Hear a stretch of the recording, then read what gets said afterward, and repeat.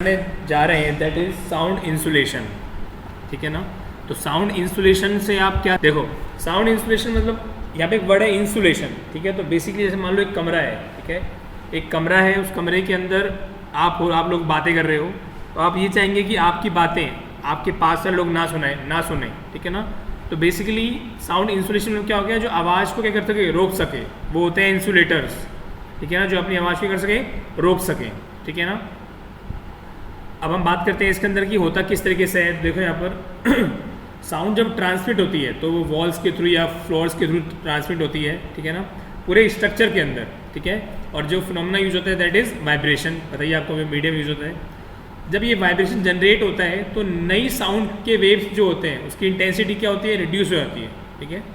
और जब ये साउंड का पासेज होता है, मतलब साउंड जब ट्रैवल करती है एक रूम के पर्टिकुलर बिल्डिंग के अंदर, ठीक है ना, कहाँ से, चाहे वो अंदर से आए चाहे वो बाहर से आए, तो इस पर्टिकुलर चीज़ को बोलते हैं साउंड ट्रांसमिशन। मतलब साउंड का एक पर्टिकुलर जगह से दूसरी जगह पर क्या होना, ट्रैवल करना, इसको हम बोलते हैं क्या, साउंड ट्रांसमिशन। ठीक है। अब इसके अंदर हम बात करते हैं कि साउंड का लॉस भी होता है, ट्रांसमिशन लॉस बोलते हैं। साउंड रिडक्शन इंडेक्स के ऊपर डिपेंड करता है ये।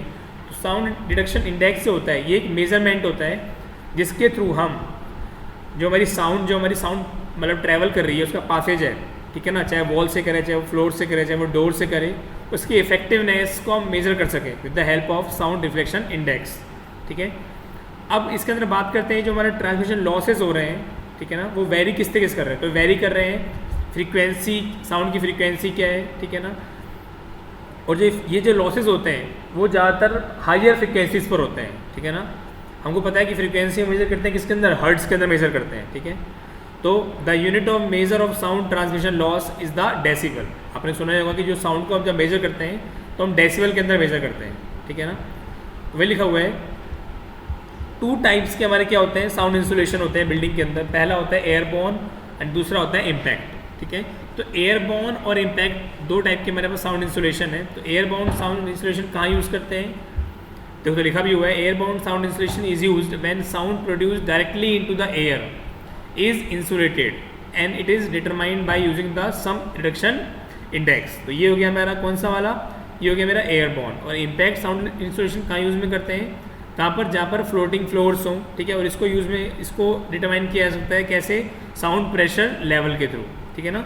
दोनों में डिफरेंस नजर आ गया आपको कि एयरबोर्न साउंड इंसुलेशन कहाँ यूज़ में आता है, जहाँ पर जो हमारा साउंड होता है वो डायरेक्टली क्या होती है, एयर में इंसुलेट हो रही होती है। ठीक है। और इम्पैक्ट साउंड इंसुलेशन कहाँ यूज़ करते हैं, जहाँ फ्लोटिंग फ्लोर्स होते हैं, ठीक है ना, वहाँ यूज़ में रहते हैं। चलो बच्चों आगे चलते हैं अपन इसके अंदर। देखो अब यहाँ पर आपके सामने मैंने बताया था कि 2 टाइप्स के क्या होते हैं, साउंड इंसुलेशन होता है बिल्डिंग के अंदर। पहला एयरबोर्न, दूसरा इम्पैक्ट। ठीक है ना। तो एयरबोर्न कहाँ यूज़ में लेते हैं, जहाँ पर हमारा साउंड जो होता है वो डायरेक्टली एयर के अंदर इंसुलेट होता है। ठीक है। और इसको हम साउंड रिडक्शन इंडेक्स से कैलकुलेट करते हैं। और जो इम्पैक्ट साउंड इंसुलेशन होता है वो कहाँ यूज़ में आता है, वो फ्लोटिंग फ्लोर्स के लिए यूज़ में आता है। ठीक है। अब देखो यहाँ पे डायग्राम बना हुआ है आपके सामने। ठीक है ना। देखो इसके अंदर जो फर्स्ट पॉइंट है, देखो यहाँ पर ये जो फर्स्ट लिखा हुआ है that is direct sound transmission. तो ये देखो ये जो ट्रांसमिशन हो रहा है वो कैसे हो रहा है, डायरेक्ट हो रहा है।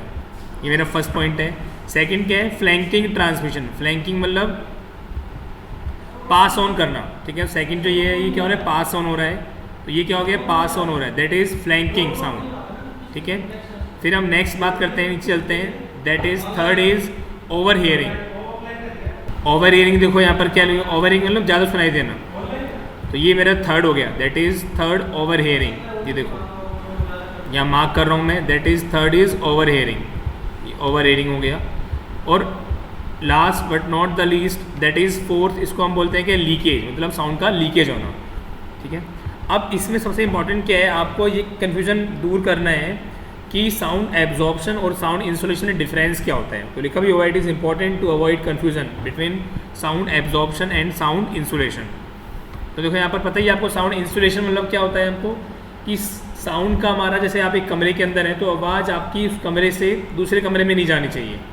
तो इसके लिए हम इंसुलेटर यूज़ में कर लेते हैं। जैसे आपने देखा होगा पार्टीशन वॉल जो आप देखते हैं, तो ये साउंड इंसुलेटर काम करती हैं वो। ठीक है। आपकी आवाज़ एक कमरे से दूसरे कमरे में नहीं जाएगी अगर वो एक पार्टीशन वॉल लगी हुई है।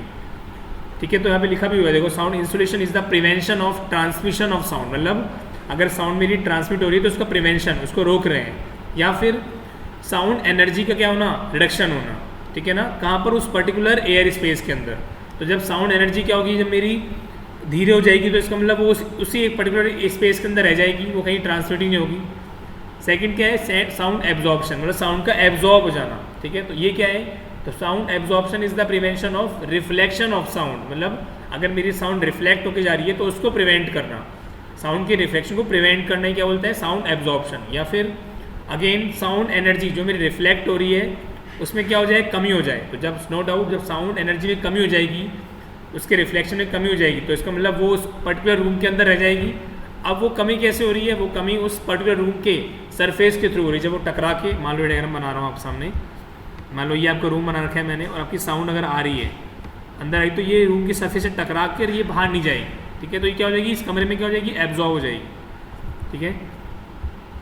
आगे चलते हैं इसके अंदर, देखो हम तो एयरबॉर्न साउंड इंसुलेशन, वो इसके बता रखा है यहाँ पर कि जो इंसुलेशन होता है वो अगेंस्ट किसके होता है, वो जो नॉइस ओरिजिनेट हो रही है एयर के अंदर, ठीक है ना। जैसे एग्जांपल ले रखे हैं, वॉइसेज हो गया, म्यूजिक हो गया, मोटर ट्रैफिक हो गया, तो ये सारे के सारे एग्जांपल किसके हैं, एयरबॉर्न साउंड इंसुलेशन के हैं, ठीक है।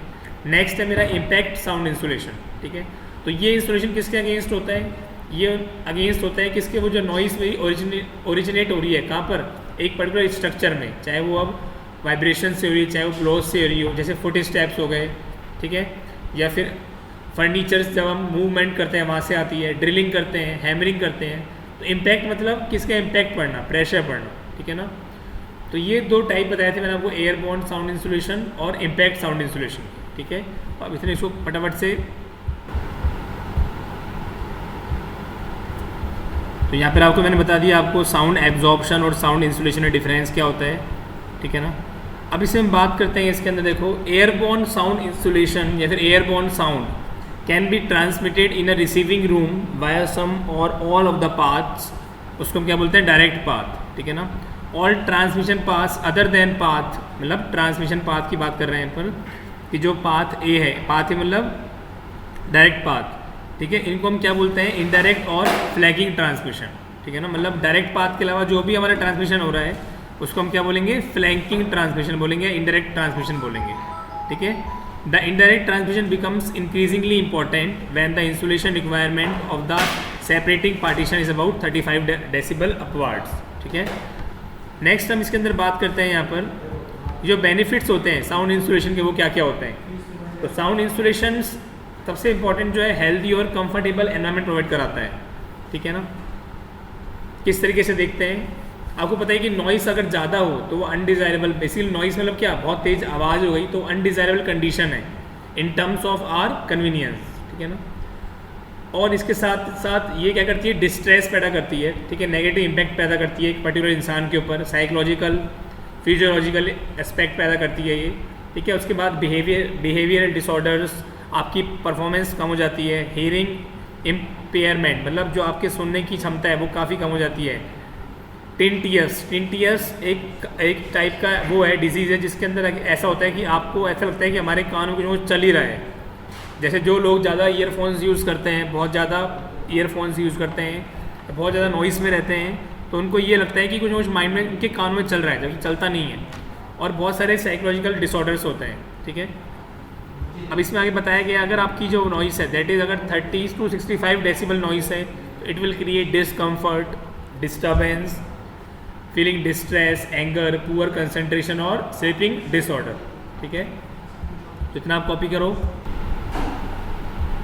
कि जो अगर 30 से 65 डेसिबल की नॉइस होगी तो उसके अंदर discomfort, disturbance, feeling distress, anger, sleeping disorder, poor concentration होगा, ठीक है। अगर यहाँ पर 65 से 90 डेसिबल की नॉइस होती है तो फिजियोलॉजिकल और noise, change in heart beat आपकी चेंज होने लग सकती है। एसिलेटेड रेस्पिरेशन, जो आपकी सांस लेने की जो वो है, एसिलेट, बहुत तेज़ एसिलेट कर सकता है वो, ठीक है। उसके बाद क्या है यहाँ पर, प्रेशर ड्रॉप, ठीक है ना। तो ब्लड प्रेशर ऊपर नीचे, ये सब किस में आएगा, जब आपकी जो नॉइस है that lie between 65 to 90 decibel. फिर हम बात करते हैं इसके अंदर 90 to 120 decibel noise, psychological noise, headache होगा उसके अंदर। और 120 से 140 डेसिबल की बात करते हैं तो उसके अंदर हेडक होगा, बहुत ज़्यादा सीवियर हेडक होगा। 140 डेसिबल की बात करते हैं तो ब्रस्ट ईयर ड्रम, जो आपके कान के जो ईयर ड्रम है जहाँ पे आपको आवाज़ सुनाई देती है वो फट जाएंगे, ठीक है। उसके बाद साउंड इंसुलेशन इंक्रीजेस परफॉर्मेंस, ठीक है। ये क्या चीज़ है, कुछ नहीं है, सिंपल बता रखा है कि जो नॉइस है अगर ज़्यादा है, बहुत तेज़ है, तो वह परफॉर्मेंस अगर डिक्रीज़ करेगी, ठीक है। उसके बाद जो अगर आप किसी भी फैक्ट्री में काम कर रहे हैं तो जो एम्प्लॉयज़ होते हैं, ठीक है ना, वो अटेंशन जो उनकी क्या होती है, डिक्रीज़ हो जाती है, ठीक है ना। उसके बाद जो उनके काम के रिगार्डिंग जो एक्सीडेंट होते हैं वो बढ़ जाते हैं, ठीक है। तो मेन जो इसमें बताया गया है कि जो ऑर्गेनाइजेशंस के अंदर बहुत ज़्यादा नॉइस, जो इंडस्ट्रीज़ के अंदर बहुत मशीन्स चलती हैं, तो उसके कारण क्या होता है, बहुत ज़्यादा नॉइस का पोल्यूशन होता है, ठीक है ना। तो वहाँ पर साउंड इंसुलेशन कम करने के लिए मटेरियल्स भी काम में लिए आते हैं। आजकल ऑनलाइन प्रॉपर चल रहा है स्टडी, तो आप देख पा रहे हैं कि बच्चे पूरे टाइम ईयरफोन्स लगा के स्टडी करते हैं, ठीक है। आँखों पर जोर पड़ ही रहा है, साथ साथ कानों पर बहुत ज़्यादा जोर पड़ रहा है, ठीक है। तो साउंड इंसुलेशन मटेरियल्स कौन कौन से होते हैं, तो यहाँ पे बिल्डिंग इंसुलेशन के लिए wall, floor and roof applications के रिगार्डिंग ग्लास वूल आ गया, रॉक वूल आ गया, वुड वूल आ गया, ठीक है। फ्लोरिंग एप्लीकेशन के लिए पॉलीएथीन, रबड़ फॉर्म मटेरियल्स ये आ गए। इंसुलेटिंग ग्लास यूनिट्स में आपके अकॉस्टिक लैमिनेशन ग्लास सॉल्यूशंस आ गए, और टेक्निकल इंसुलेशन में ग्लास वूल, रॉक वूल, पॉलीएथीन, तो ये सब इसके अंदर काउंट होते हैं, ठीक है। तो यहाँ पर अपन ने साउंड इंसुलेशन मटेरियल्स के बारे में पढ़ लिया, उसके बाद साउंड इंसुलेशन क्या होता है ये भी स्टडी कर लिया, ठीक है। तो इस लेक्चर में अपना इतना रखते हैं, ठीक है। और इस लेक्चर के साथ अपना कोर्स पूरा फिनिश हो गया बच्चों, ठीक है ना।